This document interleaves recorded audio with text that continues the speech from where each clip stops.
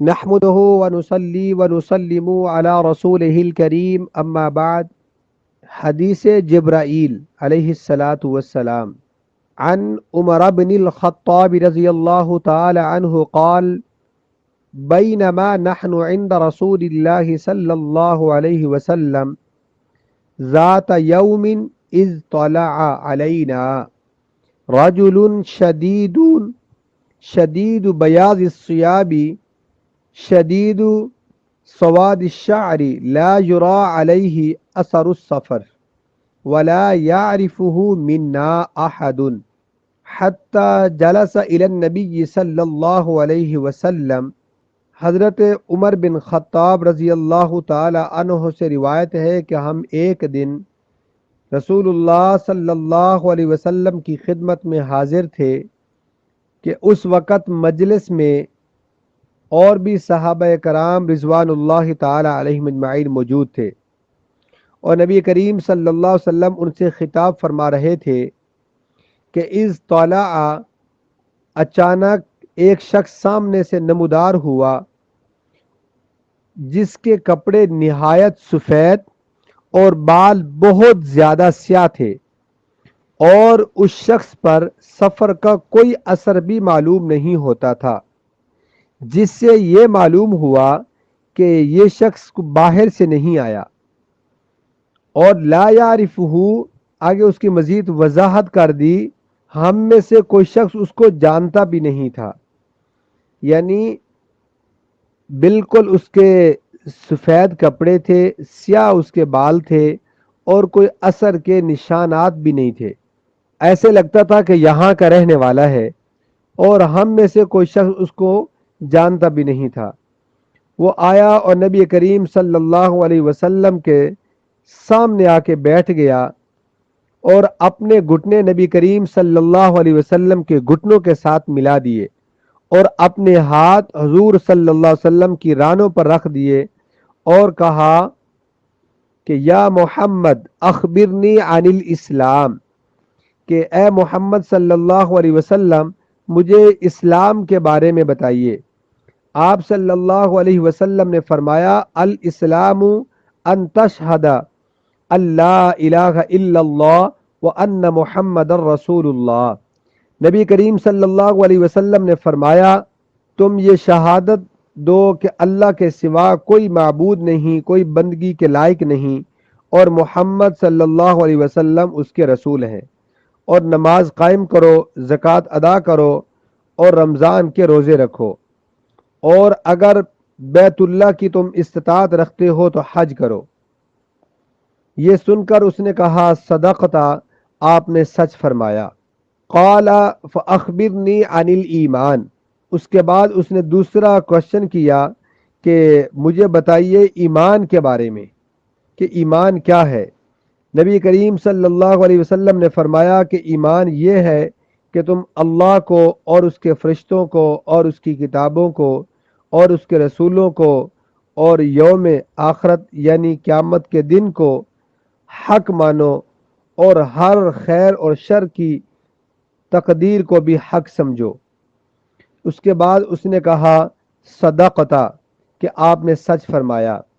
پھر اس نے کہا قال فاخبرنی عن الاحسان، کہ مجھے بتائیں احسان کے بارے میں کہ احسان کیا ہے. قال ان تعبد اللہ کأنک تراہ فإن لم تکن تراہ فإنہ یراک.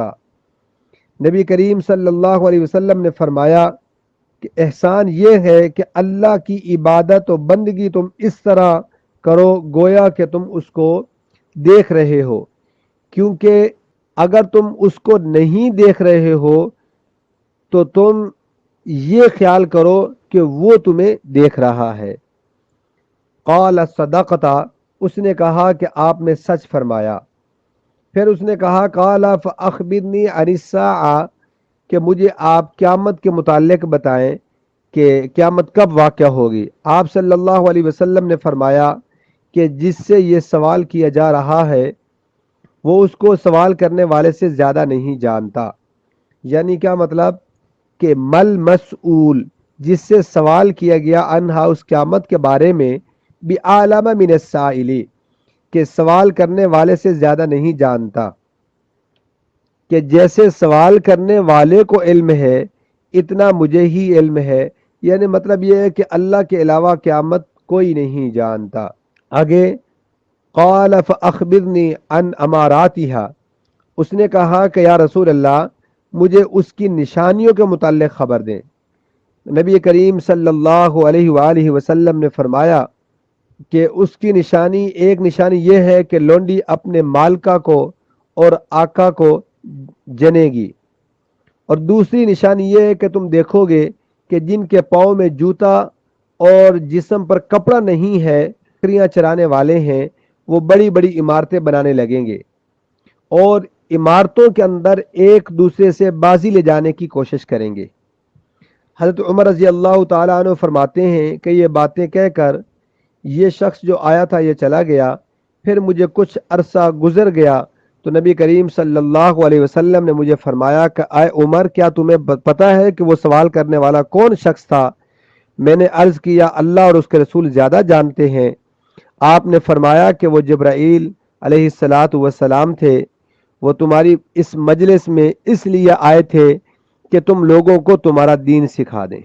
اب یہ تو حدیث کا ترجمہ تھا، اب اس کے اندر 5 چیزیں جبرائیل علیہ الصلاۃ والسلام نے نبی کریم صلی اللہ علیہ وسلم سے پوچھی اور پھر ان 5 چیزوں کی تصدیق کی۔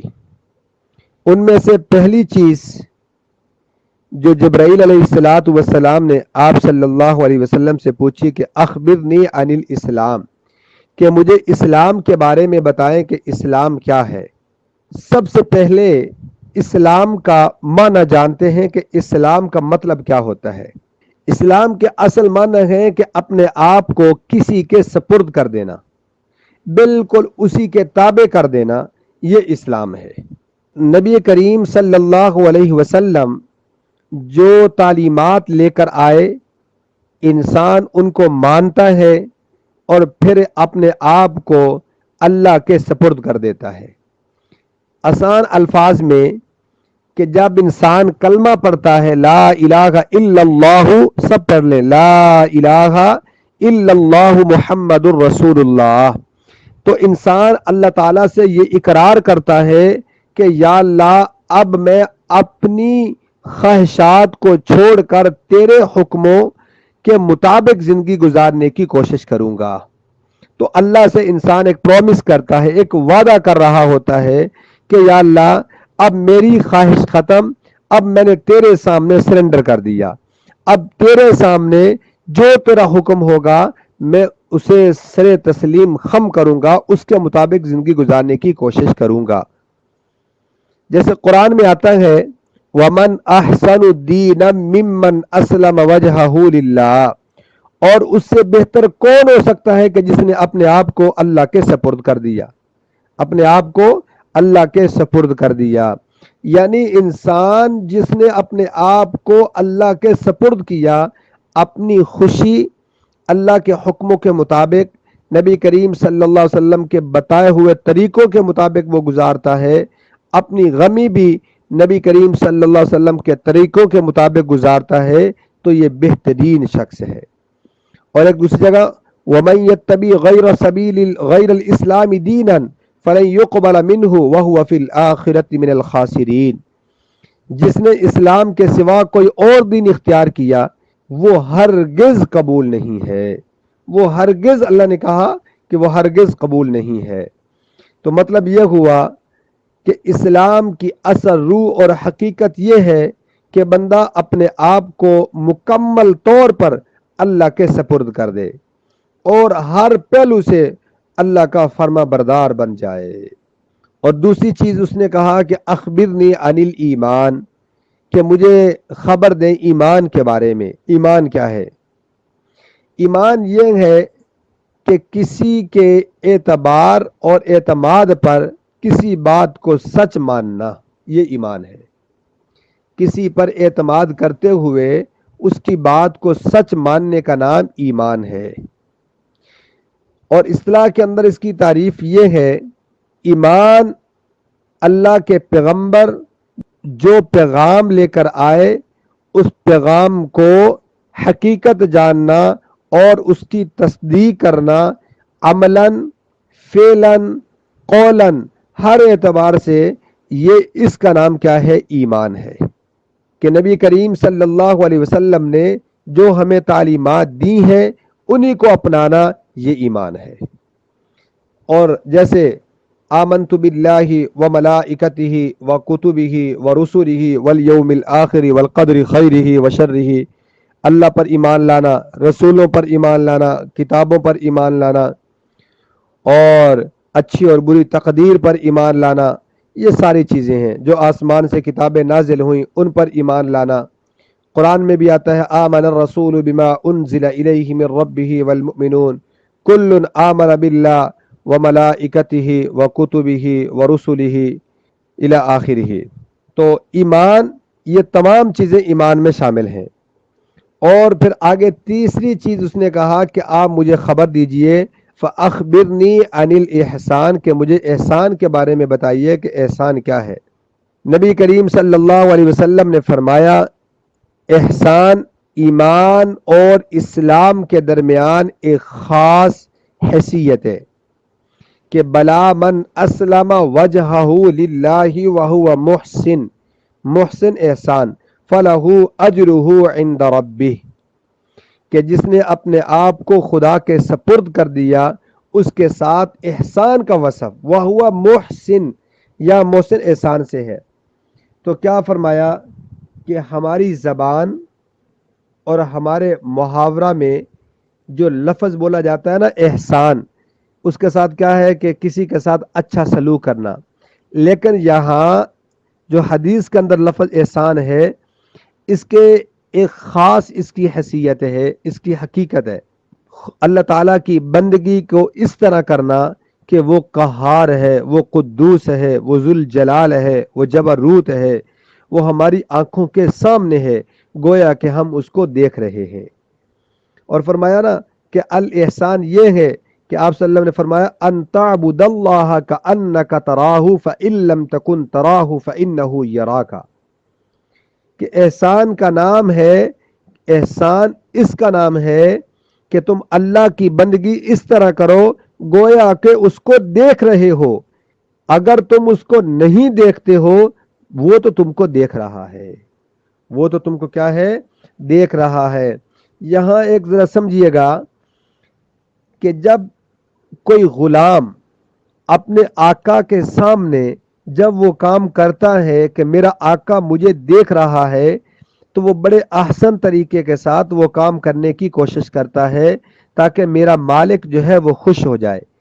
تو انسان کو بھی چاہیے کہ اپنی ہر خوشی اور غمی ہر حال میں جب لوگوں کے سامنے ہو یا اکیلا ہو، ہر حال میں اس کو ایسا ہی کرنا چاہیے کہ میرا رب مجھے دیکھ رہا ہے۔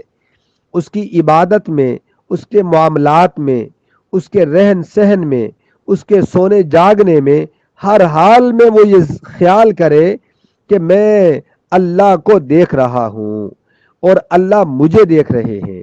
اللہ کیا ہے؟ اگر یہ کیفیت نہ ہو کہ میں اللہ کو دیکھ رہا ہوں تو پھر یہ تو خیال ہو کأنک تراہ، کہ اللہ تعالیٰ جو ہے وہ مجھے دیکھ رہے ہیں، فإنہ یراک، کہ گویا کہ آپ دیکھ رہے ہو، اگر آپ نہیں دیکھتے تو اللہ تعالیٰ آپ کو کیا ہے؟ دیکھ رہے ہیں۔ اور چوتھی چیز اس نے کیا کہا کہ اس نے کہا کہ فأخبرنی عن الساعہ، کہ مجھے قیامت کے متعلق بتائیں کہ قیامت کب آئے گی۔ تو آپ صلی اللہ علیہ وسلم نے فرمایا مل مسئول عنہا بعالم من السائل، جس سے سوال کیا جا رہا، یعنی اپنے آپ کو بتایا کہ میں سائل سے زیادہ نہیں جانتا، یعنی قیامت کے وقت قیامت کا کوئی خاص علم کہ جس طرح سائل کو نہیں ہے اس طرح مجھے بھی نہیں ہے۔ اور وہ سورۃ لقمان کی آخری آیت ہے نا کہ 5 چیزیں اللہ تعالیٰ ہی جانتے ہیں، قیامت کب آئے گی، فرمایا کہ ان اللہ عندہ علم الساعہ وینزل الغیث ویعلم ما فی الارحام، بارش کب آئے گی، پیٹوں کے اندر کیا ہے، اور انسان کل کیا کرے گا، اس کو موت کس جگہ پر آئے گی، یہ ساری چیزیں اللہ تعالیٰ ہی جانتے ہیں، اللہ کے علاوہ اور کوئی نہیں جانتا۔ اور 5ویں چیز جو انہوں نے پوچھی کہ فَأَخْبِرْنِي عَنْ أَمَارَاتِهَا، کہ پھر مجھے قیامت کی نشانیوں کے متعلق بتا دیں۔ تو آپ صلی اللہ علیہ وسلم نے فرمایا اس کی نشانیوں میں سے ایک نشانی یہ ہے کہ لونڈی اپنے مالکہ کو اور آقا کو جنے گی۔ مفسرین نے یہاں پر یہ لکھا ہے کہ آج کل کے دور میں کیا ہے کہ فرمایا عورت اپنے آقا کو جنے گی، لڑکی اپنے مالکہ کو جنے گی۔ اس کا مطلب یہ ہے کہ جو لڑکی پیدا ہوگی وہ اپنی والدین پر ایسی حکومت کرے گی کہ اس کو نکرانی سمجھے گی۔ آج کل دیکھیں وہی دور آ گیا ہے کہ وہی اولاد، اللہ تعالیٰ نے کیا والدین کے لیے کیا احکامات دیے ہیں، تو فرمایا کہ والدین کی اللہ نے کتنی عظمت بیان کی ہے، کتنی شان بیان کی ہے، ان کے سٹیٹس کو کتنا بیان فرمایا ہے۔ لیکن آج کل اولاد دیکھیں اپنے والدین کو ایک غلام سمجھتی ہے، ایک نوکر کی حیثیت دیتی ہے، کہ جیسے ایک نوکر ہوتا ہے نا، تو اولاد بھی اپنے والدین کو ایک نوکر سمجھتی ہے۔ تو یہ سمجھ لے قیامت بالکل قریب ہے۔ قیامت کیا ہے؟ قریب ہے۔ اور لڑکی کا ذکر اس لیے یہاں فرمایا کہ کیونکہ بچی جو ہے اپنی والدہ کے ساتھ زیادہ مانوس ہوتی ہے، زیادہ پیار کرتی ہے، اور وہی بچی جوان ہو کر اپنی والدہ کے سامنے اس طرح باتیں کرے گی، اونچی اونچی بولا کرے گی۔ آقا جو ہے اپنے غلاموں کے ساتھ کرتے تھے، آقا اپنے غلام، یعنی ان کو کوئی مزدور کو کوئی حیثیت نہیں دی جاتی تھی۔ تو اسی طرح اب یہ بچی اپنی والدہ کے ساتھ ایسا کرے گی، لڑکا اپنے والد کے ساتھ ایسا کرے گا۔ تو جب یہ معاملات ہو جائیں تو پھر دیکھیے گا اس وقت قیامت بالکل قریب ہے۔